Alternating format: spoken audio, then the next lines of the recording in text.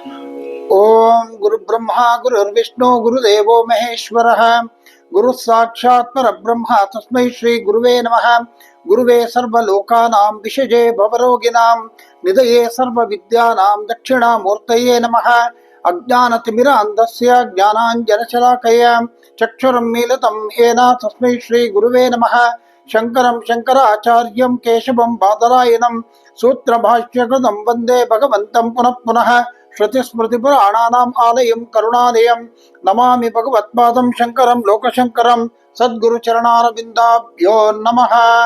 ಓಂ ಗಣಾನಾಂ ತ್ವಾ ಗಣಪತಿಗಂ ಹವಾಮಹೇ ಕವಿಂ ಕವೀನಾಮುಪಮಶ್ರವಸ್ತಮಂ ಜ್ಯೇಷ್ಠರಾಜಂ ಬ್ರಹ್ಮಣಾನ್ ಬ್ರಹ್ಮಣಸ್ಪದ ಆನಷ್ಟನ್ವನ್ನೋತಿಭಿಃ ಸೀದಸಾದನಂ. ಶ್ರೀ ಮಹಾಗಣಾಧಿಪತಯೇ ನಮಃ.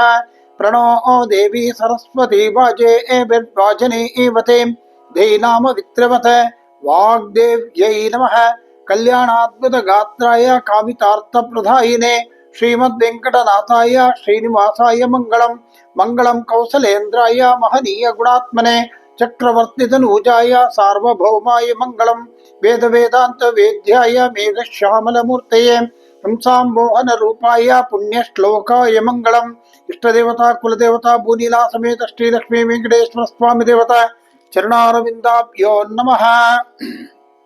ಜಗದ್ಗುರುಗಳಾಗಿರ್ತಕ್ಕಂತಹ ಶ್ರೀ ಶ್ರೀ ಶ್ರೀ ಭಾರತೀ ತೀರ್ಥ ಮಹಾಸ್ವಾಮಿಗಳ ಹಾಗೂ ಜಗದ್ಗುರುಗಳಾಗಿರ್ತಕ್ಕಂತಹ ಶ್ರೀ ಶ್ರೀ ಶ್ರೀ ವಿಧುಶೇಖರ ಭಾರತಿ ಮಹಾಸ್ವಾಮಿಗಳ ಚರಣಾರವಿಂದಗಳಲ್ಲಿ ಸಾಷ್ಟಾಂಗ ನಮಸ್ಕಾರವನ್ನು ಮಾಡ್ತಾ ಇವತ್ತಿನ ಈ ಭಾಗವನ್ನು ನಾವು ಆರಂಭ ಮಾಡೋಣ. ಸಭೆಗೆ ನಮಸ್ಕಾರ. ಹೋದ ಒಂದು ಭಾಗದಲ್ಲಿ ನಾವು ನಿರಂತರ ಅನ್ನೋ ಮಾತನ್ನ ನಾವು ಹೇಳ್ತಾ ಇದ್ವಿ. ನಿರಂತರ ಅಂತಂದ್ರೆ ಯಾವುದೇ ವಿಧವಾಗಿರ್ತಕ್ಕಂತಹ ಒಂದು ಗಡಿ ಅಥವಾ ವ್ಯಾಪಿ ಇದೆ ಇಲ್ಲ ಅಂತ ಹೇಳಿ, ಇಷ್ಟೇ ಇದೆ ಇದ್ರ ವ್ಯಾಪನ ಇಷ್ಟೇ ಇದೆ, ಇದ್ರ ಮೆಷರ್ಮೆಂಟ್ ಇಷ್ಟು ಅಂತ ಇಲ್ಲ. ಸರ್ವವ್ಯಾಪಿನಿ ಆಗಿರ್ತಕ್ಕಂತಹ ಜಗಜ್ಜನರಿಗೆ ಯಾವುದೇ ವಿಧವಾಗಿರ್ತಕ್ಕಂಥ ಗಡಿ ಇಲ್ಲ. ಆದ್ರಿಂದ ಆಕೆ ನಿರಂತರ ಅಂತ. ಇವತ್ತಿನ ಭಾಗದಲ್ಲಿ ಆರಂಭ ನಿಷ್ಕಾರಣ ಅಂತ ಹೇಳಿ. ಯಾವುದೇ ಒಂದು ಪದಾರ್ಥ ಹುಟ್ಟಬೇಕು ಅಥವಾ ಸೃಷ್ಟಿ ಆಗಬೇಕು, ಲಯ ಆಗಬೇಕು ಅಥವಾ ಇರಬೇಕು, ಇನ್ನೇನೋ ಒಂದು ಕಾರ್ಯ ಆಗಬೇಕು ಅನ್ನೋದಾದ್ರೆ ಒಂದು ಕಾರಣ ಇದ್ದೇ ಇರುತ್ತೆ. ಈಗ ನಾವು ಭೂಮಿಯಲ್ಲಿ ಜನಿಸಿದ್ದೀವಿ ಅನ್ನೋದಾದ್ರೆ ಕಾರಣ ಯಾರು? ನಮ್ಮ ತಂದೆ ತಾಯಿ. ಹಾಗೆ ನಾವು ಪೂರ್ವ ಜನ್ಮದಲ್ಲಿ ಮಾಡಿರ್ತಕ್ಕಂತಹ ಪುಣ್ಯ ವಿಶೇಷಗಳು. ಯಾಕಂದ್ರೆ ಮನುಷ್ಯ ಜನ್ಮದಲ್ಲಿ ನಾವು ಹುಟ್ಟಿದೀವಿ ಅನ್ನೋದಾದ್ರೆ ಪುಣ್ಯ ವಿಶೇಷದಿಂದಾನೇ ಅಂತ ನಾವು ಹೇಳ್ತಾ ಇದ್ದೆ. ಹಾಗಾಗಿ ಈ ರೀತಿ ಕಾರಣಗಳಿಂದ ನಾವು ಇದೀವಿ ಅಥವಾ ಈ ಸೃಷ್ಟಿ ಇದೆ ಅಥವಾ ಇಲ್ಲಿ ಸುತ್ತಮುತ್ತ ನಾವು ನೋಡ್ತಕ್ಕಂಥ ಪ್ರತಿಯೊಂದಕ್ಕೂ ಕೂಡ ಕಾರಣ ಇದೆ. ಯಾವ್ದಾದ್ರು ಒಂದು ನಡಿಬೇಕು ಅನ್ನೋದಾದ್ರೆ ಕಾರಣ. ಹಾಗಾಗಿ ಇಂತಹ ಈ ಉಪಾಧಿಗಳಿಗೆ ಕಾರಣ ಇದೆಯೇ ಬಿಟ್ರೆ ಜಗಜ್ಜನನಿ ಆಗಿರ್ತಕ್ಕಂತಹ ಆ ತಾಯಿಗೆ ಯಾವುದೇ ಒಂದು ವಿಧವಾಗಿರ್ತಕ್ಕಂಥ ಕಾರಣ ಇಲ್ಲ. ಹಾಗಾಗಿ ಇಂತಹ ಯಾವುದೇ ಒಂದು ಕಾರಣ ಇಲ್ಲದೆ ಇರ್ತಕ್ಕಂತಹ ಆ ಜಗಜ್ಜನನಿ ನಿಷ್ಕಾರಣ. ಇಲ್ಲಿ ಒಂದು ವಿಚಾರವನ್ನ ಹೇಳ್ತಾರೆ. ಉಪನಿಷತ್ ವಾಕ್ಯ ಏನ್ ಹೇಳುತ್ತೆ ಅಂತಂದ್ರೆ, ಸಕಾರಣಂ ಕಾರಣಾದಿಪೋ ನಚಾಸ್ಯ ಕಶ್ಚಿತ್ ಜನಿತ ನಚಾದಿಪಃ ಅಂತ ಹೇಳಿ. ಹಾಗಾಗಿ ಅಂದ್ರೆ ತಾಯಿಯನ್ನ ಸೃಷ್ಟಿ ಮಾಡಿದವರಾಗ್ಲಿ, ತಾಯಿಗೆ ಒಡೆಯನಾಗ್ಲಿ, ಅಥವಾ ಆ ತಾಯಿಗೆ ಯಾವ್ದಾದ್ರು ಒಂದು ರೀತಿಯಲ್ಲಿ ಆಶ್ರಯ ಆಗ್ಲಿ ಇಂಥದ್ದಿಲ್ಲ ಅನ್ನೋ ಮಾತನ್ನು ಹೇಳ್ತಾ, ಅವಳೇ ಪ್ರತಿಯೊಂದನ್ನು ಸೃಷ್ಟಿ ಮಾಡಿ ಅವಳೇ ಪ್ರತಿಯೊಂದನ್ನು ಕೂಡ ಕಾಪಾಡ್ತಾಳೆ, ಅವಳೇ ಎಲ್ಲವನ್ನು ಕೂಡ ಲಯ ಮಾಡ್ತಾಳೆ. ಸಂಪೂರ್ಣವಾಗಿರ್ತಕ್ಕಂತಹ ಆ ಒಂದು ಶಕ್ತಿಯನ್ನು ಹೊಂದಿ ಈ ಒಂದು ಕಾರ್ಯಗಳನ್ನ ಮಾಡ್ತಾಳೆ ಅನ್ನೋದಾದ್ರೆ ಅವಳಿಗೆ ಯಾವುದೇ ವಿಧವಾಗಿರ್ತಕ್ಕಂಥ ಕಾರಣ ಇಲ್ಲ. ಕಾರಣ ಅವಳು ಕೊಡ್ತಾಳೆ ಬಿಟ್ರೆ ಅವಳಿಗೆ ಯಾವುದು ಕಾರಣ ಇಲ್ಲ ಅನ್ನೋ ವಿಚಾರವನ್ನ ಇಲ್ಲಿ ಹೇಳ್ತಾ ಇದ್ದಾರೆ. ಹಾಗಾಗಿ ನಿಷ್ಕಾರಣ. ಮುಂದೆ ನಿಷ್ಕಳಂಕ. ನೋಡಿ, ನಾವು ನಿರ್ಮಲ ಅಂತ ಅನ್ನೋ ಮಾತನ್ನು ಹೇಳಿದ್ವಿ. ಎಲ್ಲಿ ಹಿಂದಿನ ಒಂದು ಭಾಗದಲ್ಲಿ ನಿರ್ಮಲ ಅನ್ನುವಂತಹ ನಾಮದಲ್ಲಿ ನಾವು ಆ ನಾಮಕ್ಕೆ ಹಲವಾರು ವಿಧಗಳನ್ನ ಹೇಳಿದ್ವಿ. ಹಾಗಾಗಿ ಆ ನಿರ್ಮಲ ಅಂದ್ರೆ ಯಾವುದೇ ವಿಧವಾಗಿರ್ತಕ್ಕಂತಹ ಕಲ್ಮಶ ಇಲ್ಲದೆ ಇರ್ತಕ್ಕಂಥವಳು, ಯಾವುದೇ ವಿಧವಾಗಿರ್ತಕ್ಕಂತಹ ಕರ್ಮಗಳಿಂದ ಉಂಟಾಗ್ತಕ್ಕಂತಹ ಏನು ಮಲಗಳಿದೆ ಅಥವಾ ಮಲಿನಗಳಿದೆ, ಅಂತಹದಕ್ಕೆ ಯಾವುದಕ್ಕೂ ಇವಳು ಒಳಪಡೋದಿಲ್ಲ ಅನ್ನೋ ಮಾತನ್ನ ನಾವು ಹಿಂದೆ ಹೇಳಿದ್ವಿ. ಅದು ಇದಕ್ಕೆ ಈ ಒಂದು ವಾಕ್ಯಕ್ಕೆ ಅಥವಾ ಈ ಒಂದು ನಾಮಕ್ಕೆ ಅದು ಹೊಂದುತ್ತೆ, ನಿಷ್ಕಳಂಕ. ಶ್ರುತಿ ವಾಕ್ಯ ಏನ್ ಹೇಳುತ್ತೆ ಇದಕ್ಕೆ ಅಂತಂದ್ರೆ ಶುದ್ಧಂ ಅಪಾಪವಿದ್ದಂ ಅಂತ ಹೇಳುತ್ತೆ. ಹಾಗಾಗಿ ಯಾವುದೇ ರೀತಿಯಾಗಿರ್ತಕ್ಕಂತಹ ಕೊಳೆಗಳಾಗಲಿ ಮಲಿನಗಳಾಗಲಿ ಅಥವಾ ಪಾಪಗಳು ಇಲ್ಲದೆ ಇರತಕ್ಕಂಥವಳೆ ನಿಷ್ಕಳಂಕ. ಮುಂದಿನ ನಾಮ ನಿರುಪಾದಿಹಿ. ನೋಡಿ, ಜಗತ್ತಿನ ನಾನು ಇವಾಗಲೇ ಹಲವಾರು ಬಾರಿ ನಾನು ಹೇಳಿದ್ದೀನಿ ಉಪಾಧಿ ಅಂದ್ರೆ ಏನು ಅಂತ ಹೇಳಿ. ಇಲ್ಲಿ ಜಗತ್ತೆಲ್ಲ ಉಪಾಧಿನೇ, ಪ್ರಪಂಚವೆಲ್ಲ ಉಪಾಧಿ, ಇಲ್ಲಿರ್ತಕ್ಕಂತಹ ಪ್ರತಿಯೊಂದು ಉಪಾಧಿ.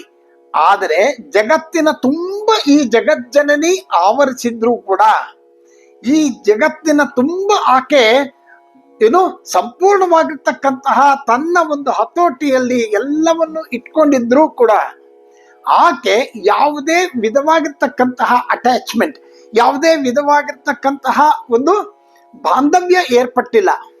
ಹಾಗಾಗಿ ಅವಳು ನಿರುಪಾಧಿ, ಈ ಉಪಾಧಿಗೆ ಇಲ್ಲದೇನೆ ಇರ್ತಕ್ಕಂತಹವಳು, ಅವಳು ನಿರುಪಾಧಿ. ಉದಾಹರಣೆಗೆ ನಾವು ಆಕಾಶ ಅಂತ ತಗೊಂಡಾಗ ಆಕಾಶ ಎಲ್ಲ ಕಡೆ ಇದೆ.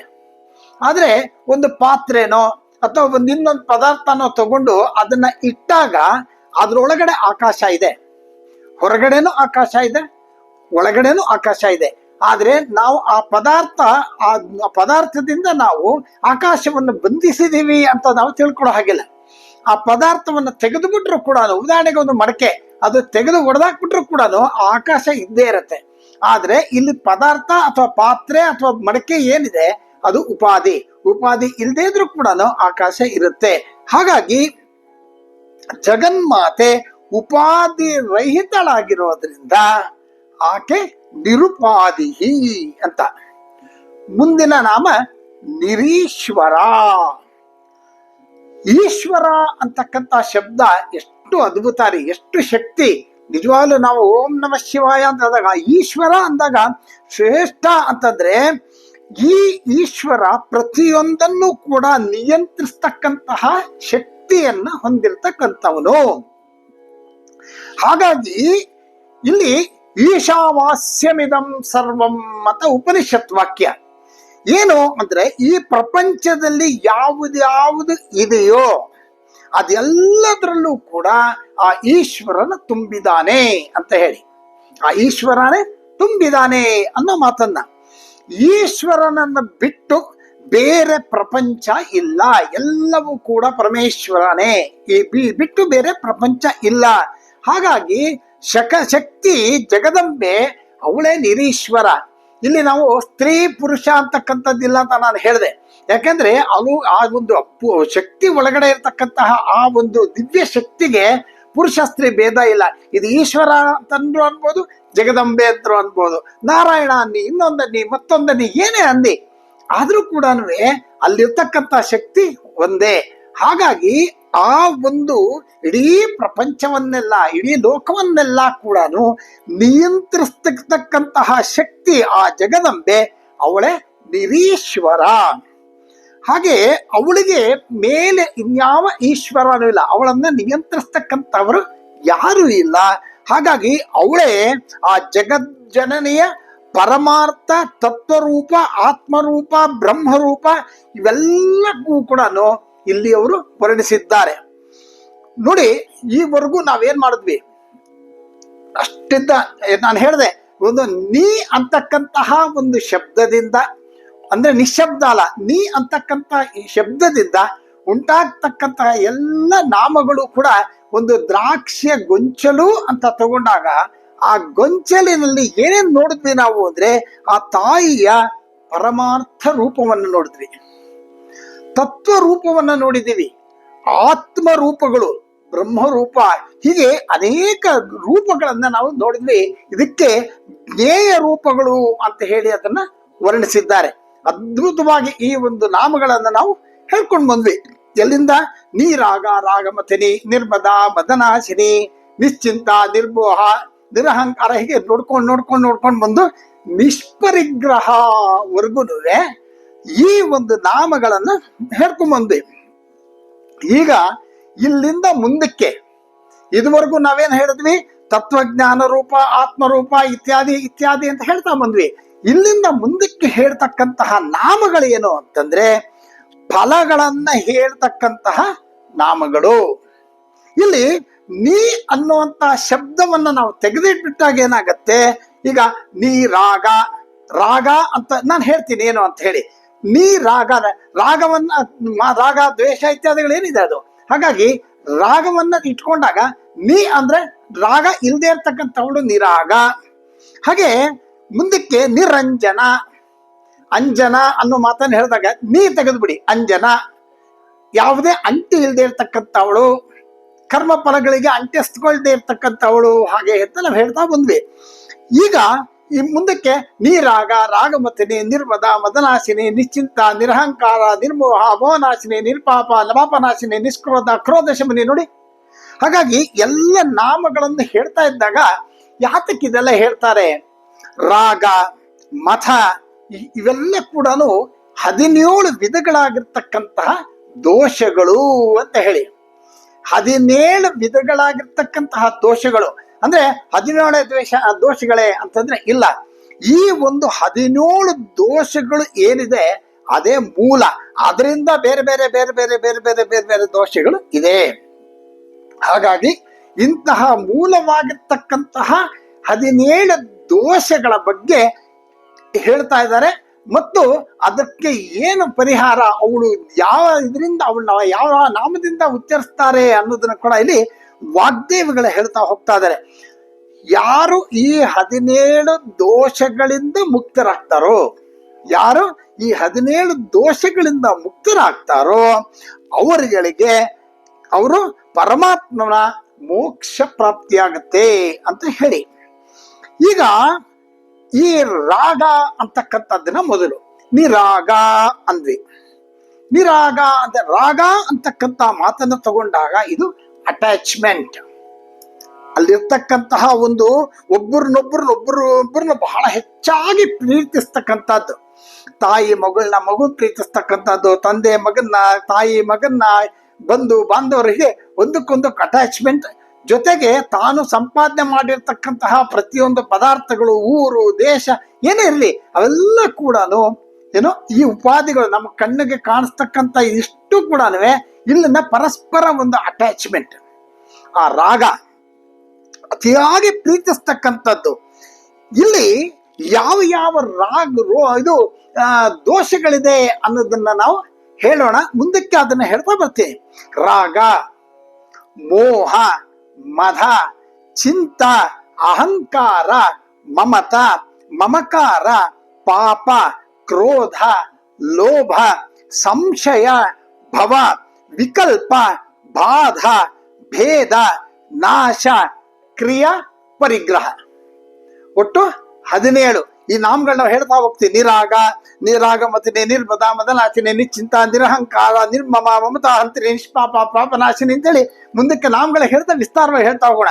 ಈ 17 ಏನು ದೋಷಗಳಿದೆ ಇವುಗಳು ಬಹಳ ಡೇಂಜರ್. ಹಾಗಾಗಿ ಇದರಿಂದ ಮುಕ್ತರಾದ್ರೆ ಮಾತ್ರ ನಮಗೆ ಮೋಕ್ಷ ಪ್ರಾಪ್ತಿ ಅನ್ನೋ ಮಾತನ್ನ ಇಲ್ಲಿ ಹೇಳ್ತಾ ಇದ್ದಾರೆ. ಈ 17 ದೋಷಗಳು ಏನಿದೆ ಅದನ್ನ ಆ ದೇವಿ ಜಗನ್ಮಾತೆ ನಿವಾರಣೆ ಮಾಡ್ತಾಳೆ ಅನ್ನೋ ಮಾತನ್ನ. ಈಗ ನೀರಾಗ, ರಾಗಮತನಿ. ನೋಡಿ, ರಾಗ ಅನ್ನೋದಕ್ಕೆ ನಾನು ಹೇಳಿದೆ ಅಟ್ಯಾಚ್ಮೆಂಟ್, ಪ್ರೀತಿ, ಬಾಂಧವ್ಯ ಇತ್ಯಾದಿಗಳು. ಇಂತಹ ಬಂಧಗಳು, ಈ ಒಂದು ಬಂಧಗಳು ಎದುವರೆಗೂ ಇರುತ್ತೋ ಅದುವರೆಗೂ ನಾವು ಆ ಒಂದು ಸ್ಥಿತಿಗೆ ಹೋಗಕ್ಕಾಗೋದಿಲ್ಲ. ಯಾವ್ದಾದ್ರೂ ಒಂದು ರೀತಿಯಲ್ಲಿ ಅದು ನಮ್ಮನ್ನ ಸೆಳಿತಾನೇ ಇರುತ್ತೆ. ಯಾವ್ದಾದ್ರೂ ಒಂದು ರೀತಿಯಲ್ಲಿ ಮೋಹ ಅದು ಎಳಿತಾ ಇರುತ್ತೆ ನಮ್ಮನ್ನ, ಆ ರಾಗ ಎಳಿತಾ ಇರುತ್ತೆ, ಬಾಂಧವ್ಯ. ಹಾಗಾಗಿ ಇಂತಹ ಒಂದು ಸ್ಥಿತಿಯಿಂದ ನಾವು ಮೇಲೆ ಬರಬೇಕು ಅಂತಂದ್ರೆ ಆ ಜಗನ್ಮಾತೆಯನ್ನ ಪ್ರಾರ್ಥನೆ ಮಾಡ್ಬೇಕು. ಅಮ್ಮ, ನನಗಿರ್ತಕ್ಕಂಥ ಈ ಒಂದು ರಾಗದಿಂದ ನನ್ನ ಮುಕ್ತಿ ಮಾಡು ಅಂತ ಕೇಳಿದಾಗ, ಅಂದ್ರೆ ಈ 17ರಿಂದ ಮುಕ್ತಿ ಮಾಡು ಅಂತ ಕೇಳಿದಾಗ ಪ್ರತಿಯೊಂದನ್ನು ಕೂಡ ಅವಳು ತೆಗೆದಾಕ್ತಾಳೆ ಅಂತ ಹೇಳಿ. ಹಾಗಾಗಿ ಈಗ ನಾವು ಮಾತಾಡ್ತಿರ್ತಕ್ಕಂಥದ್ದು ರಾಗ ರಾಗಮತನಿ ಅನ್ನುವಾಗ ಈ ಒಂದು ರಾಗವನ್ನ ನಾಶ ಮಾಡ್ಬೇಕು ಅಂತಂದ್ರೆ ಆ ದೇವಿಯಲ್ಲಿರ್ತಕ್ಕಂತಹ ಆ ಭಕ್ತಿ ಶ್ರದ್ಧೆ, ಅವಳಿಗಿರ್ತಕ್ಕಂತಹ ನಾವು ತೋರಿಸ್ತಕ್ಕಂತಹ ಅಪಾರವಾಗಿರ್ತಕ್ಕಂತಹ ಭಕ್ತಿ ಶ್ರದ್ಧೆಗಳು. ಈವರೆಗೆ ನಾವೇನ್ ಮಾಡಿದೀವಿ, ದೇವಿಯ ಸಗುಣ ಮತ್ತು ನಿರ್ಗುಣ ರೂಪವನ್ನ ನಾವು ತಿಳ್ಕೊಂಡಿದ್ದೀವಿ. ದೇವಿಯ ಸಗುಣ ಮತ್ತು ನಿರ್ಗುಣ ರೂಪವನ್ನ ನಾವು ತಿಳ್ಕೊಂಡಿದ್ದೀವಿ.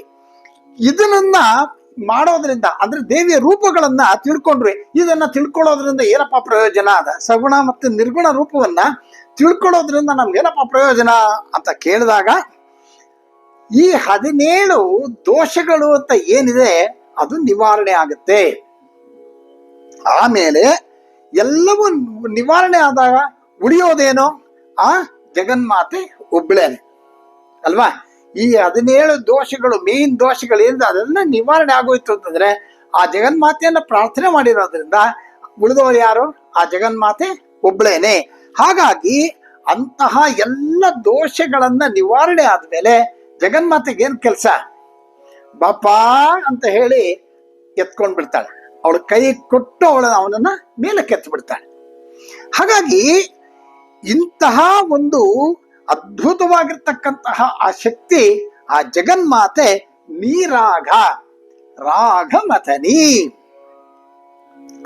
ಆಮೇಲೆ ಯಾರಿಗೆ ರಾಗವಿಲ್ಲವೋ ಅವಳು ರಾಗಮಥನಿ. ಅಂದ್ರೆ ಜಗನ್ಮಾತೆಗೆ ಯಾವುದೇ ವಿಧವಾಗಿರ್ತಕ್ಕಂತಹ ರಾಗ ಇಲ್ಲ, ಹಾಗಾಗಿ ಇವಳು ರಾಗಮಥನಿ. ಯಾರಿಗೂ ಇಂತಹ ರಾಗವನ್ನ ಕಳಿತಕ್ಕಂತಹ ಶಕ್ತಿ ಇರ್ತಕ್ಕಂತಹವಳು ಅಂತ ಕೂಡ ಇದರ ಅರ್ಥ.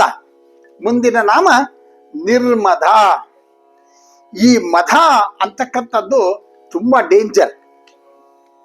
ಯಾಕೆಂದ್ರೆ ಅತ್ಯಂತ ಅಹಂ, ನಾನೇ, ಎಲ್ಲ ನನ್ನಿಂದಾನೇ ಅನ್ನುವಂತ ಮದ. ನನ್ನ ಬಿಟ್ರೆ ಬೇರೆ ಇಲ್ಲ, ನನ್ನ ಹತ್ರ ಅಧಿಕಾರ ಇದೆ, ನನ್ನ ಹತ್ರ ಹಣ ಇದೆ, ಆಸ್ತಿ ಇದೆ, ಎಲ್ಲ ಇದೆ, ನಾನು ಏನ್ ಬೇಕಾದ್ರೂ ಮಾಡ್ಬೋದು ಅನ್ನುವಂತಹ ಮದ. ಅದು ಏನು ಅಂತಂತಂದ್ರೆ ಅದು ಅವಿವೇಕಕ್ಕೆ ಕಾರಣವಾಗಿ, ಗೊತ್ತಾಗ್ತಾ ಇದೆಯಾ? ಈ ಮದ ಅಂತಂದ್ರೆ ಅವಿವೇಕಕ್ಕೆ ಕಾರಣವಾಗಿ ಯಾರಿಗೂ ಕೂಡ ತಲೆ ಬಾಗದೇ ಇರುವಂತಹ ಒಂದು ಮನೋವೃತ್ತಿ. ಅದು ಅವಿವೇಕ ಜಾಸ್ತಿ ಆದಾಗ ತುಂಬಾ ತಾನು ಅನ್ನುವಂಥದ್ದು ಒಳಗಡೆ ಕೂತ್ಕೊಂಡಾಗ ಅವನು ಯಾರಿಗೂ ನಾ ತಲೆ ಬಗ್ಗೋದಿಲ್ಲ ಕಣೆ, ನಾನು ಹೀಗೆ ಇರೋದು ಅಂತ ಅವನು ಇಡ್ತಾ ಇರ್ತಾನೆ. ಅದು ಅವನ ಮನೋ ಪ್ರವೃತ್ತಿ. ಅದು ಇನ್ನೊಂದು ಅರ್ಥದಲ್ಲಿ ದರ್ಪ ಅಂತಾನು ಆಗತ್ತೆ, ಅಹಂಕಾರ. ಇಂತಹ ಒಂದು ಮನಸ್ಥಿತಿ ಇಲ್ದೇ ಇರ್ತಕ್ಕಂಥವಳು ನಿರ್ಮದ. ಜಗನ್ಮಾತೆಗೆ ಇಂತಹ ಮದ ಆಗ್ಲಿ, ನಾನು ಇಡೀ ಪ್ರಪಂಚವನ್ನೇ, ಇಡೀ ಜಗತ್ತನ್ನೇ, ಇಡೀ ಬ್ರಹ್ಮಾಂಡವನ್ನೇ ನಾನೇ ಸೃಷ್ಟಿ ಮಾಡಿದ್ದೀನಿ, ಇಡೀ ಬ್ರಹ್ಮಾಂಡವೆಲ್ಲ ನನ್ನ ಕಂಟ್ರೋಲ್ನಲ್ಲೇ ಇದೆ, ಇಡೀ ಬ್ರಹ್ಮಾಂಡವೆಲ್ಲ ನಾನೇ ಮಾಡಿರೋದು, ಎಲ್ಲ ನಿಯಂತ್ರಿಸ್ತಾ ಇದ್ದೀನಿ, ಇದನ್ನ ಲಯ ಮಾಡ್ತಕ್ಕಂಥ ಅವಳು ನಾನು ಅಂತ ಹೇಳಿ ಅಂತಹ ಅಹಂಕಾರ ಆಗ್ಲಿ ಮದವಾಗ್ಲಿ ಇಲ್ದೇ ಇರೋದ್ರಿಂದ ಅವಳು ನಿರ್ಮದ. ಮುಂದೆ ನೋಡಿ, ಮದನಾಶಿನಿ. ಇಂತಹ ಮದ ಅಹಂಕಾರ ಬುದ್ಧಿ ಯಾರಿಗಿದೆಯೋ ಅಂತಹ ಬುದ್ಧಿಯನ್ನ ನಾಶ ಮಾಡ್ತಕ್ಕಂಥವಳು ಯಾರು ಅಂದ್ರೆ ಜಗಜ್ಜನನಿ ಆ ಲಲಿತಾ ತ್ರಿಪುರ ಸುಂದರಿ. ಜಗನ್ಮಾತೆ ಸಂಪೂರ್ಣ ಜ್ಞಾನ ಐಶ್ವರ್ಯ. ನೋಡಿ, ಇದೊಂದು ಶ್ಲೋಕ ಏನ್ ಹೇಳ್ತಾರೆ ಅಂತಂದ್ರೆ, ಸಂಪೂರ್ಣ ಜ್ಞಾನ ಐಶ್ವರ್ಯಾದಿದಾನೇನ ಮದಂ ನಾಶಯತೀತಿ ತಥಾ ಅಂತ ಹೇಳಿ, ಯಾರು ಜಗನ್ಮಾತೆಯನ್ನ ಆ ಮದವನ್ನ ನಾಶನ ಆಗಲಿ, ನನ್ನಲ್ಲಿ ಯಾವುದೇ ವಿಧವಾಗಿರ್ತಕ್ಕಂತಹ ಇಂತಹ ದೋಷ ಇಲ್ಲದೆ ಇರಲಿ ಅಂತ ಯಾರು ಶ್ರದ್ಧೆಯಿಂದ ಪ್ರಾರ್ಥನೆ ಮಾಡ್ತಾರೋ ಅಂತಹ ಭಕ್ತನಿಗೆ ಜಗನ್ಮಾತೆ ಏನ್ ಕರುಣಿಸ್ತಾಳೆ ಅಂದ್ರೆ ಸಂಪೂರ್ಣ ಜ್ಞಾನ ಅಂತಕ್ಕಂಥ ಐಶ್ವರ್ಯವನ್ನ ಕರುಣಿಸ್ತಾಳೆ. ನೋಡಿ, ಸಂಪೂರ್ಣ ಜ್ಞಾನ ಐಶ್ವರ್ಯಾದಿದಾನೇನ. ಯಾರಿಗೆ ಅತ್ಯಂತ ಸಂಪೂರ್ಣವಾಗಿರ್ತಕ್ಕಂತಹ ಜ್ಞಾನ ಅಂತಕ್ಕಂಥದ್ದಿರುತ್ತೆ ಆಗ ಅವನಿಗೆ ಯಾವುದೇ ವಿಧವಾಗಿರ್ತಕ್ಕಂತಹ ಮದ ಇರೋದಿಲ್ಲ. ಹಾಗಾಗಿ ಇಂತಹ ಸಂಪೂರ್ಣ ಜ್ಞಾನ ಅಂತಕ್ಕಂತಹ ಐಶ್ವರ್ಯವನ್ನ ಅವಳು ದಾನ ಮಾಡಿದಾಗ ಮದಂ ನಾಶಯತೀತಿ ತಥಾ, ಅಂತಹ ಮದ ನಾಶವಾಗುತ್ತೆ. ಹಾಗಾಗಿ ಇಂತಹ ಮದವನ್ನ ನಾಶ ಮಾಡೋದಕ್ಕೆ ಅನುಕೂಲ ಮಾಡಿ ಅನುಗ್ರಹಿಸ್ತಾಳೆ. ಆದ್ರಿಂದ ಒಳ್ಳೆಯ ಮಾರ್ಗವನ್ನು ತೋರಿಸ್ತಾಳೆ. ಆದ್ರಿಂದ ಅವಳು ಮದನಾಶಿನಿ. ಇಲ್ಲಿಂದ ನಿಮಗೆ ನಾನು ವಿವರಗಳನ್ನ ಹೇಳೋ ಅಗತ್ಯ ಇಲ್ಲ. ರಾಗ ನೀರಾಗ ರಾಗಮತನಿ, ನಿರ್ಮದ ಮದನಾಶಿನಿ, ನಿರ್ಮೋಹ ಮೋಹನಾಶಿನಿ, ನಿರ್ಮಮ ಮಮತಾಹಂತ್ರಿ. ನೋಡಿ, ಇನ್ ಮುಂದಕ್ಕೆ ನಿಮ್ಗೆ ಅಷ್ಟು ವಿವರವಾಗಿ ಹೇಳೋ ಅಗತ್ಯ ಇರೋದಿಲ್ಲ. ಹಾಗಾಗಿ ಮುಂದಿನ ನಾಮ ನಿಶ್ಚಿಂತ. ನೋಡಿ, ಚಿಂತೆ ಅಂತಕ್ಕಂಥದ್ದು ಅತ್ಯಂತ ಘೋರವಾಗಿರ್ತಕ್ಕಂಥದ್ದು. ಅದು ನಾನಾ ರೀತಿಯಾಗಿ ಅದು ಬಾಧಿಸಿಬಿಡುತ್ತೆ. ಏಕೆಂದ್ರೆ ಎಷ್ಟೋ ಸರ್ತಿ ನಾವು ಹೇಳ್ತೀವಿ ಚಿಂತೆಗಿಂತ ಚಿತೆ ಮೇಲು ಅಂತ. ಯಾಕೆಂತಂದ್ರೆ ಚಿತೆ ಆದ್ರೆ ಮರಣ ಹೊಂದಿರ್ತಕ್ಕಂಥ ಶರೀರ ಒಂದು ಸರ್ತಿ ಸುಟ್ಟು ಮುಗಿದೋಗ್ಬಿಡುತ್ತೆ. ಇದು ಹಂಗಲ್ಲ. ಇದು ಚಿಂತೆ ಅಂತಕ್ಕಂಥದ್ದು ಜೀವಂತವಾಗಿರ್ತೀವಿ. ಪ್ರತಿ ಕ್ಷಣನೂ ಅದು ಕುಟ್ಟಿ ಕುಟ್ಟಿ ಕುಟ್ಟಿ ಕುಟ್ಟಿ ಅದು ನೋತಾ ಬರ್ತದೆ. ಬಹಳ ಕಷ್ಟ. ಈ ಚಿಂತೆ ಹೋಯ್ತಾ ಇನ್ನೊಂದು ಚಿಂತೆ, ಈ ಚಿಂತೆ ಪರಿಹಾರ ಆಯ್ತಾ ಇನ್ನೊಂದು ಚಿಂತೆ. ಒಟ್ಟಲ್ಲ ಚಿಂತೆ ಹಿಂದೆ ಬಿಡೋದೇ ಇಲ್ಲ, ಒಂಥರ ಈ ಅಂಟು. ಹಾಗಾಗಿ ಒಂದರಿಂದೊಂದು ಚಿಂತೆಗಳಿದ್ದೇ ಇರುತ್ತೆ. ಅಂತಹ ಚಿಂತೆಗಳಿಂದ ಬಾಧಿಸ್ತಾ ಮನಸ್ಸಿಗೆ ನೆಮ್ಮದಿ ಇಲ್ಲ, ಏನೋ ಅಶಾಂತಿ. ಇಂತಹ ಚಿಂತೆಗಳಿಂದ ದೂರ ಆಗಬೇಕು ಅನ್ನೋದಾದ್ರೆ ಆ ಜಗನ್ಮಾತೆಯನ್ನ ನಾವು ಪ್ರಾರ್ಥನೆಯನ್ನು ಮಾಡಬೇಕು ಅನ್ನೋ ಹೇಳಿ. ಈಗ ಅದಕ್ಕೋಸ್ಕರ ಒಂದು ಶ್ಲೋಕ ಕೂಡ ಇದೆ. ಚಿತಾದಹತೆ ನಿರ್ಜೀವವಾಗಿರ್ತಕ್ಕಂತಹ ಆ ಶರೀರವನ್ನ ಅದು ದಹಿಸ್ತಕ್ಕಂಥದ್ದು ಚಿತೆ. ಆದ್ರೆ ಚಿಂತಾದಹತಿ ಸಜೀವಂ. ಅವನ್ ಜೀವ ಇರುತ್ತೆ, ಆದ್ರೆ ಅದು ಇದ್ದು ಹಂಗೆ ಸುಡ್ತಾ ಇರುತ್ತೆ. ಅದು ಬಿಡೋ ಹಂಗಿಲ್ಲ, ಕಟ್ಕೊಳ್ಳೋ ಹಂಗಿಲ್ಲ. ಹಾಗಾಗಿ ನಮ್ಮ ಶರೀರದಲ್ಲಿರ್ತಕ್ಕಂತಹ ದೋಷಗಳು ಅಂತ ಏನ್ ಹೇಳಿದ್ವಿ, ಅವು ಒಂಥರ ಈ ಮೈಕ್ರೋ ಆರ್ಗ್ಯಾನಿಸಮ್ಸ್ ಇದ್ದ ಹಾಗೆ. ಇನ್ಫೆಕ್ಷನ್ಸ್, ನಾನಾ ರೀತಿಯಾಗಿರ್ತಕ್ಕಂತಹ ಈ ಬ್ಯಾಕ್ಟೀರಿಯಾಗಳು, ವೈರಸ್ಗಳು ಹೇಗೆ ನಮ್ಮ ಶರೀರದಲ್ಲಿ ಅಂಟಿಕೊಂಡು ಆಯಾಯ ವೈರಸ್ಸು ಅಥವಾ ಆಯಾಯ ಒಂದು ಬ್ಯಾಕ್ಟೀರಿಯಾಗಳು ಯಾವ್ಯಾವ ರೀತಿಯಾಗಿರ್ತಕ್ಕಂತಹ ರೋಗಗಳನ್ನ ಕೊಡುತ್ತೋ, ಹಾಗೆ ಆ ಒಂದು ಒಳಗಡೆ ಇರ್ತಕ್ಕಂತಹ ಆ ವೈರಸ್ಸು ಅಥವಾ ಆ ಒಳಗಡೆ ಇರ್ತಕ್ಕಂಥ ಬ್ಯಾಕ್ಟೀರಿಯಾಗಳೇನೆ ನಮ್ಮ ಶರೀರವನ್ನ ನಾಶನ ಮಾಡ್ತಕ್ಕಂಥದ್ದು. ಇಂತಹ ಶರೀರವನ್ನ ಒಳಗಡೆ ಇರತಕ್ಕಂಥ ಪದಾರ್ಥಗಳನ್ನ ಅಂದ್ರೆ ನಮ್ಮ ಶರೀರದ ಭಾಗಗಳನ್ನ ನಾಶ ಮಾಡುತ್ತೆ. ಹಾಗೆ ಈ ಒಳಗಡೆ ಇರತಕ್ಕಂತಹ ಆ ಒಂದು ದೋಷಗಳು, ಅವುಗಳು ಕೂಡ ಈ ಬ್ಯಾಕ್ಟೀರಿಯಾ ವೈರಸ್ ಇದ್ದ ಹಾಗೆ ಅವುಗಳು ಕೂಡ ಅನೇಕ ರೀತಿಯಾಗಿ ನಮಗೆ ಬಾಧೆಗಳನ್ನ ಕೊಟ್ಟು ನಮ್ಮನ್ನ ನಾಶಕ್ಕೆ ಕಾರಣವಾಗಿಬಿಡುತ್ತೆ. ಹಾಗಾಗಿ ಇಂತಹ ಒಂದು ರೋಗ ಅಂದ್ರೆ ದೋಷಗಳು ಅಂತಕ್ಕಂತಹ ಅಜ್ಞಾನವನ್ನ ಕಳೆದು ಸುಜ್ಞಾನವನ್ನ ಕರುಣಿಸಿ ಆತ್ಮಜ್ಞಾನವನ್ನ ಕೊಡ್ತಕ್ಕಂಥವಳು ಅಂತ ಹೇಳಿ ಇವಳು ನಿಶ್ಚಿಂತ. ಯಾವುದೇ ಚಿಂತೆಯನ್ನ ಇಲ್ಲದೆ ಇರತಕ್ಕಂಥ ರೀತಿಯಲ್ಲಿ ನೋಡ್ಕೊಳ್ತಕ್ಕಂಥ ಜಗಜ್ಜನನಿ ನಿಶ್ಚಿಂತ. ಆಮೇಲೆ ಮುಂದಿನ ನಾಮ ನಿರಹಂಕಾರ. ಇದು ಹೇಳಿದೆ, ನಾನು ಬಹಳ ಸರ್ತಿ ಹೇಳಿರ್ತೀನಿ. ನಾನು ಅಹಂಕಾರ ಅಂತಕ್ಕಂಥದ್ದು ತುಂಬಾ ತುಂಬಾ ಡೇಂಜರ್. ಒಂದು ಸರ್ತಿ ಅಹಂಕಾರ ಅಂತ ಅನ್ನೋದು ಬಂದುಬಿಟ್ರೆ ಅದ್ರ ಹಿಂದೆ ಈ 5-6 ಜನ 7 ಜನ ಹಿಂದೆ ಬಂದ್ಬಿಡ್ತಾರೆ. ಕಾಮ, ಕ್ರೋಧ, ಲೋಭ, ಮೋಹ, ಮದ, ಮಾತ್ಸರ್ಯಾದಿಗಳು ಇತ್ಯಾದಿ ಯಾರೂ ಕೂಡ ಅವ್ರಿಗೆ ಬೇಕಾಗಿರಲ್ಲ. ಯಾರಿಗೆ ಆಸ್ತಿ, ಅಂತಸ್ತು, ಪೊಸಿಷನ್ ಇರುತ್ತೆ ಅವ್ರಿಗೆ ಸ್ನೇಹಿತರಾಗ್ಲಿ ಬಂಧುಗಳಾಗ್ಲಿ ಯಾರೂ ಬೇಕಾಗಿಲ್ಲ. ಹಾಗಾಗಿ ಇಂತಹ ಒಂದು ಸ್ಥಿತಿ ಏರ್ಪಡುತ್ತೆ. ಹಾಗಾಗಿ ಇಂತಹ ಸ್ಥಿತಿ ಇಲ್ಲದೆ ಇರ್ತಕ್ಕಂಥವಳು ಅಂದ್ರೆ ಸಾತ್ವಿಕ, ರಾಜಸ, ತಾಮಸ ಈ 3 ರೀತಿಯಾಗಿರ್ತಕ್ಕಂತಹ ಅಹಂಕಾರಗಳು, ಈ ಯಾವುದೇ ಅಹಂಕಾರಗಳನ್ನ ಹೊಂದಿಲ್ದೇ ಇರ್ತಕ್ಕಂಥವಳು ನಿರಹಂಕಾರ. ಮುಂದೆ ನಿರ್ಮೋಹ. ನಾನು ಈಗಾಗಲೇ ರಾಗ ಅನ್ನೋ ವಿಚಾರವಾಗಿ ನಿರಾಗ ರಾಗಮತನಿ ಅನ್ನುವಾಗ ನಾನು ಈ ರಾಗದ ಬಗ್ಗೆ ಹೇಳಿದೆ. ನಿರ್ಮೋಹ ಅಂದ್ರೆ ಮೋಹರಹಿತಳು. ಯಾವುದೇ ವಿಧವಾಗಿರ್ತಕ್ಕಂತಹ ಮೋಹವನ್ನ ಅವಳು ಹೊಂದಿಲ್ದೇ ಇರ್ತಕ್ಕಂಥವಳು. ಮೋಹ ಅಂತಂದ್ರೆ ವಿವೇಕದ ಅಭಾವ. ನೋಡಿ, ಉದಾಹರಣೆಗೆ ಧೃತರಾಷ್ಟ್ರ ತನ್ನ ಮಗನಾಗಿರ್ತಕ್ಕಂತಹ ದುರ್ಯೋಧನ, ಆ ಮಗನ ಮೇಲಿರ್ತಕ್ಕಂತಹ ಅಪಾರವಾಗಿರ್ತಕ್ಕಂತಹ ಆ ಪ್ರೀತಿ, ಆ ಒಂದು ಇದು, ಅವನು ಮಾಡ್ತಿರ್ತಕ್ಕಂಥ ಕೆಲಸಗಳು ಅನ್ಯಾಯ ಅಧರ್ಮ ಆಗಿದ್ರೂ ಕೂಡ ಆ ಒಂದು ಕುರುಡುತನದಿಂದ ತನ್ನ ಮಗನನ್ನೇ ಅವನು ಎಲ್ಲ ರೀತಿಯಲ್ಲೂ ಕೂಡ ಸಹಕಾರ ಕೊಟ್ಟು ಆ ತನ್ನ ಕುರು ವಂಶವನ್ನೇ ನಾಶ ಆಗೋ ರೀತಿಯಲ್ಲಿ ಮಾಡಿಬಿಟ್ಟ. ಒಂದೇ ಒಂದು ಅವಕಾಶ ಕೂಡ ಇತ್ತು. ಶ್ರೀಕೃಷ್ಣ ಪರಮಾತ್ಮ ಸಂಧಾನಕ್ಕೆ ಬಂದು ಅಲ್ಲಿ ಹೇಳಿ, ಅಪ್ಪ ಕಡೆ ಪಕ್ಷ 5 ಗ್ರಾಮವನ್ನಾದ್ರೂ ಕೊಡು ಅಂತ ಕೇಳಿದಾಗ ಅದನ್ನು ಕೂಡ ಕೊಡದೆ ಆ ಕೃಷ್ಣನನ್ನೇ ಬಹಳ ಕೆಟ್ಟದಾಗಿದ್ದ ಅವನು ವರ್ತಿಸಿದಂತಹ, ಕೃಷ್ಣನ ಜೊತೆನಲ್ಲಿ ಕೆಟ್ಟದಾಗಿ ವರ್ತಿಸಿದಂತಹ ಆ ದುರ್ಯೋಧನ, ಅದು ಅಹಂಕಾರ. ಆಮೇಲೆ ಜೊತೆನಲ್ಲಿ ಆ ತಂದೆ ಆಗಿರ್ತಕ್ಕಂತಹ ಧೃತರಾಷ್ಟ್ರ, ಅಯ್ಯ ನಿನ್ ಮಗ ನೀನ್ ಮಾಡ್ತಿರ್ತಕ್ಕಂಥ ತಪ್ಪು, ಆ ದೇವ ರೂಪದಲ್ಲಿ ಇರ್ತಕ್ಕಂತಹ ಆ ಕೃಷ್ಣ ಪರಮಾತ್ಮನೇ ಬಂದಿದ್ದಾನೆ, ಇವನ ಮಾತನ್ನ ನಾವು ಒಪ್ಕೋಬೇಕು ಅಂತಕ್ಕಂಥ ಮಾತನ್ನ ಹೇಳ್ಬೋದಾಗಿತ್ತು, ಹೇಳಲಿಲ್ಲ. ಮಗನ ಮೇಲೆ ಇರ್ತಕ್ಕಂತಹ ಕುರುಡು ಪ್ರೀತಿ, ಮೋಹ, ಆ ಮೋಹದಿಂದ ಅವನು ತನ್ನ ಮಗ ಮಾಡಿದ್ದೆಲ್ಲ ಸರಿ ಸರಿ ಸರಿ ಅಂತ ಸಪೋರ್ಟ್ ಮಾಡೋ ಹಾಗಾಯ್ತು. ಇದು ಡೈರೆಕ್ಟೋ ಇಂಡೈರೆಕ್ಟೋ ಒಟ್ಟಿನಲ್ಲಿ ಅದು ತಪ್ಪೇ ಆಗೋಗಿತ್ತು. ಅವ್ನು ಮಹಾರಾಜನಾಗಿ ಅಧಿಕಾರ ಇಟ್ಕೊಂಡಿದ್ದವನು, ಅದ್ರ ಬಗ್ಗೆ ಅವನು ಹೇಳ್ಬೇಕಾಗಿತ್ತು ನೋ ಅಂತ, ಅವನು ಹೇಳಲಿಲ್ಲ. ಹಾಗಾಗಿ ಇದೇನಾಗೋಯ್ತು, ಅತಿಯಾದ ಮೋಹದಿಂದ ಅವನೇನ್ ಮಾಡಿದ್ದಾನೆ, ತನ್ನ ನಾಶಕ್ಕೆ ಕಾರಣ ಆಗ್ಬಿಟ್ಟ. ಹಾಗೆ ಈ ಮೋಹ ಅಂತಕ್ಕಂಥ ಅಂದ್ರೆ ನಾನು ಯಾತಕ್ಕೆ ಹೇಳ್ತಾ ಇದ್ದೀನಿ ಅಂದ್ರೆ, ವಿವೇಕದ ಅಭಾವತ ಮಹಾರಾಜನಿಗೆ ಆ ಒಂದು ಬುದ್ಧಿ ಹೇಳ್ತಕ್ಕಂತಹ ವಿವೇಕ ಅವನಿಗೆ ಇದ್ದಿದ್ದ ಪಕ್ಷದಲ್ಲಿ ಆ ಒಂದು ಕೆಲಸಗಳು ನಡೀತಿರ್ಲಿಲ್ಲ. ಇಲ್ಲೇನಾಯ್ತು, ಅವನು ಅವಿವೇಕಿ ಆದ್ರಿಂದ, ವಿವೇಕದ ಅಭಾವವನ್ನು ಹೊಂದಿದ್ರಿಂದ ಆ ಧೃತರಾಷ್ಟ್ರ ತನ್ನ ಎಲ್ಲವನ್ನೂ ಕೂಡ ಕಳ್ಕೊಳ್ಳುವಂತ ಒಂದು ಪರಿಸ್ಥಿತಿಗೆ ಬಂದು ನಿಂತು ಬಿಟ್ಟ. ಹಾಗಾಗಿ ಇಂತಹ ಒಂದು ಏನು ಮೋಹ, ಇಂತಹ ಮೋಹವನ್ನ ಅವಳು ತೆಗೆದುಹಾಕ್ತಕ್ಕಂಥವಳು.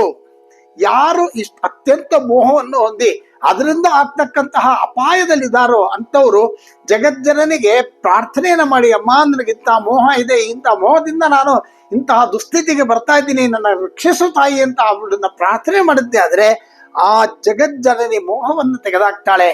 ಯಾಕಂದ್ರೆ ಇವು ಕೂಡ 17ರಲ್ಲಿ ಒಂದು ಅಂತ ನಾನು ಹೇಳಿದೆ.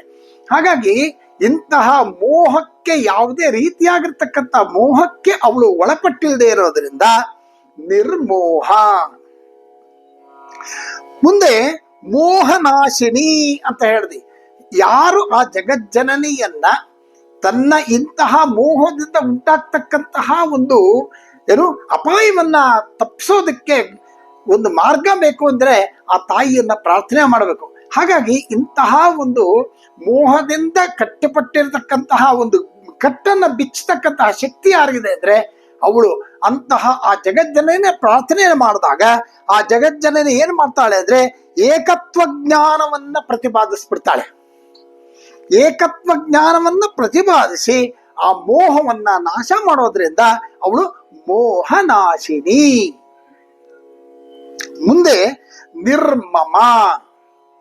ನೋಡಿ ಇಲ್ಲಿ ಇದು ತುಂಬಾ ನಾನು, ನನ್ನದು, ನನ್ನಿಂದನೇ ಅನ್ನುವಂತಹ ಮಮಕಾರ, ಇಂತಹ ಯಾವುದೇ ರೀತಿಯಲ್ಲಿ ಅಂದ್ರೆ ಈ ಪ್ರಪಂಚ ಎಲ್ಲ ನನ್ನಿಂದಲೇ ನಡೀತಿರೋದು, ನಾನೇ ಇದನ್ನೆಲ್ಲ ಸೃಷ್ಟಿ ಮಾಡಿದೆ, ಅದು ಇದು ಅಂತ ಹೇಳಿ ಆಕೆ ಯಾವುದೇ ರೀತಿಯಾಗಿರ್ತಕ್ಕಂತಹ ಅಹಂಕಾರವನ್ನು ಹೊಂದಿಲ್ಲದೆ ಇರ್ತಕ್ಕಂಥವಳು, ಮಮಕಾರವನ್ನು ಹೊಂದಿಲ್ಲದೆ ಇರ್ತಕ್ಕಂಥವಳು ಆಗಿರೋದ್ರಿಂದ ಅವಳು ನಿರ್ಮಮ. ಮುಂದೆ ಮಮತಾ ಹಂತ್ರಿ. ಈ ಬಹಳ ಮಮಕಾರ ಜಾಸ್ತಿ ರೀ, ಯಾರಾದ್ರೂ ಆಗೋಗ್ಲಿ, ಪ್ರಾಣಿ ಪಕ್ಷಿಗಳೆಲ್ಲದ್ರಲ್ಲೂ ಈ ಮಮಕಾರ ಅನ್ನೋದಿದೆ. ಒಂದು ಹಸು ಕರು ಪಕ್ಕದಲ್ಲಿ ನಿಂತಿದೆ ಅನ್ನೋದಾದ್ರೆ ಆ ಕರುನ ಸುಮ್ಮನೆ ಯಾರಾದ್ರೂ ಕರ್ಕೊಂಡು ಹೋದ್ರೆ ಆ ಹಸು ಅವರಿಂದನೇ ಹೋಗ್ತಿರುತ್ತೆ. ಒಂದು ನಾಯಿ ಮರಿಯೋದು ಅಷ್ಟೇ. ಯಾವುದೇ ಪ್ರಾಣಿ ತನ್ನ ಮರಿಯನ್ನ ತಗೊಂಡು ಜೊತೆಲಿ ಹೋದ್ರೆ ತನಗೆ ಕಷ್ಟ ಆದ್ರೂ ಸರಿ ನಡಿಯಕ್ಕಾಗ್ತಿರೋದಿಲ್ಲ ಪಾಪ, ಅದಕ್ಕೆ ಅದು ಅವರಿಂದೆ ಹೋಗ್ತಾ ಇರುತ್ತೆ. ಅದು ಆ ಒಂದು ವಾತ್ಸಲ್ಯ, ಅದಕ್ಕಿರ್ತಕ್ಕಂತಹ ಮಮತೆ. ಹಾಗಾಗಿ ಇಂತಹ ಒಂದು ಮಮತೆ ಬರೀ ಇದ್ರಲ್ಲೇ ಅಲ್ಲದೆ ಮನುಷ್ಯನಿಗೆ ವಿಪರೀತವಾಗಿರ್ತಕ್ಕಂಥ ಮೋಹ ಮಮತೆ ಯಾವುದ್ರ ಮೇಲೆ ಅಂದ್ರೆ ತನ್ನಿಂದ ಇದು ಪೋಷಿಸಲ್ಪಟ್ಟಿರ್ತಕ್ಕಂತಹ ಕುಟುಂಬ ವರ್ಗ, ತಾನು ಸಂಪಾದನೆ ಮಾಡಿರ್ತಕ್ಕಂತಹ ಆಸ್ತಿ, ತಾನು ಸಂಪಾದನೆ ಮಾಡಿರ್ತಕ್ಕಂತಹ ಸಂಪತ್ತು, ತಾನು ಅನುಭವಿಸ್ತಿರ್ತಕ್ಕಂತಹ ಅಧಿಕಾರ, ಇವೆಲ್ಲವೂ ಕೂಡ ಈ ಎಲ್ಲ ಜಡ ವಸ್ತುಗಳಲ್ಲಿ ಅತ್ಯಂತ ಪ್ರೀತಿ, ಮೋಹ, ಆಸಕ್ತಿ ಎಲ್ಲವನ್ನು ಕೂಡ ಹೊಂದಿರ್ತಾನೆ. ಇಂತಹ ಬುದ್ಧಿ ಬೇಗ ಹೋಗೋದಿಲ್ಲ. ಇವ್ರಿಗಿದ್ರೆ ನನಗೂ ಇರಲಿ, ನನಗೂ ಇದ್ರೆ ನನ್ನ ಮೊಮ್ಮಗನಿಗೂ ಇರಲಿ, ಹೇಗೆ ಅಂತ. ಹಾಗಾಗಿ ಇಂತಹ ಒಂದು ಈ ಮಮತೆಯನ್ನ, ಯಾಕಂದ್ರೆ ಇದು ಕೂಡ ಒಂದು ದೋಷ ಅಂತ, ಈ ದೋಷವನ್ನ ನಿವಾರಣೆ ಮಾಡಬೇಕು ಅನ್ನೋದಾದ್ರೆ ಇಲ್ಲಿ ಯಾರು ತಿಳ್ಕೊಬೇಕು, ಯಾರು ಈ ಒಂದು ದೋಷಕ್ಕೆ ಒಳಗಾಗಿರ್ತಾರೋ ಅವರು ಏನ್ ತಿಳ್ಕೊಬೇಕು ಅಂದ್ರೆ ಇದೆಲ್ಲ ಜಡ ವಸ್ತುಗಳು, ಇದೆಲ್ಲ ಮಿಥ್ಯೆ, ಇದೆಲ್ಲ ಏನು ಇಲ್ಲ, ನನ್ನ ಜೊತೆ ಏನು ಬರೋದಿಲ್ಲ. ಇದಕ್ಕಿಂತ ಹೆಚ್ಚಾಗಿರ್ತಕ್ಕಂತಹ ಒಂದು ದೊಡ್ಡದೊಂದು ಆಸ್ತಿ ಇದೆ. ನಾನು ಅನ್ಕೊಂಡಿರ್ತಕ್ಕಂಥ ಪ್ರತಿಯೊಂದಕ್ಕಿಂತನೂ ಅತ್ಯಂತ ದೊಡ್ಡದಾಗಿರ್ತಕ್ಕಂಥ ಆಸ್ತಿ ಒಂದಿದೆ. ಅಂತಹ ಆಸ್ತಿ ಯಾವುದು ಅಂದ್ರೆ ಮಹಾ ಸಂಪತ್ತು ಅಂದಾಗ ಜಗಜ್ಜನನಿಯ ಒಂದು ಆಶ್ರಯ, ಅವಳನ್ನೇ ನಂಬಿ ಅವಳ ಜೊತೆನಲ್ಲಿ ಸೇರ್ತಕ್ಕಂತಹ ಒಂದು ಅತ್ಯಂತ ಶ್ರೇಷ್ಠವಾಗಿರ್ತಕ್ಕಂತಹ ಆಸ್ತಿ. ಅಂತಹ ಮಹಾ ಸಂಪತ್ತನ್ನ ಇದೆ ಅಂತಕ್ಕಂಥದ್ದನ್ನ ಅರ್ಥ ಮಾಡಿಕೊಂಡು ಆ ಕಡೆಗೆ ಪ್ರಯಾಣವನ್ನ ಮಾಡಿದಾಗ ಆ ಮಹಾ ಸಂಪತ್ತನ್ನ ಅನುಗ್ರಹಿಸೋದ್ರಿಂದ ಅವಳು ಮಮತಾ ಹಂತ್ರಿ. ಈ ಎಲ್ಲಿ ಇರ್ತಕ್ಕಂಥ ಈ ಜಡ ವಸ್ತುಗಳು ಏನಿದೆ ಅದಷ್ಟನ್ನು ಕೂಡ ಅವಳು ಯಾವುದೂ ಇಲ್ಲ ಮಿಥ್ಯಾ ಅಂತ ಹೇಳಿ ಅದೆಲ್ಲದಕ್ಕಿಂತನೂ ಉಚ್ಛಾಯ ಸ್ಥಿತಿಯಲ್ಲಿರ್ತಕ್ಕಂಥದ್ದನ್ನ ಅನುಗ್ರಹಿಸ್ತಾಳೆ. ಹಾಗಾಗಿ ಆ ಮಮತ್ಕಾರವನ್ನ ನಿವಾರಣೆ ಮಾಡತಕ್ಕಂತಹ ಶಕ್ತಿ ಇರ್ತಕ್ಕಂತಹ ಜಗನ್ಮಾತೆ ಮಮತಾ ಹಂತ್ರಿ. ಇವತ್ತಿನ ಈ ಭಾಗವನ್ನು ನಾನು ಇಲ್ಲಿಗೆ ಮುಗಿಸ್ತೀನಿ. ಮುಂದಿನ ಭಾಗದಲ್ಲಿ ನಾವು ಏನು ಒಳ್ಳೆಯ ನಾಮ ಅಂದ್ರೆ ನಿಷ್ಪಾಪ, ಪಾಪದ ಬಗ್ಗೆ ಮಾತಾಡೋಣ. ಎಲ್ರಿಗೂ ಕೂಡ ಜಗಜ್ಜನನಿ ಅನುಗ್ರಹದಿಂದ ಶುಭವಾಗ್ಲಿ ಅಂತ ಪ್ರಾರ್ಥನೆ ಮಾಡ್ತಾ ನಾನು ಈ ಭಾಗವನ್ನು ಮುಗಿಸ್ತೇನೆ. ನಮಸ್ಕಾರ.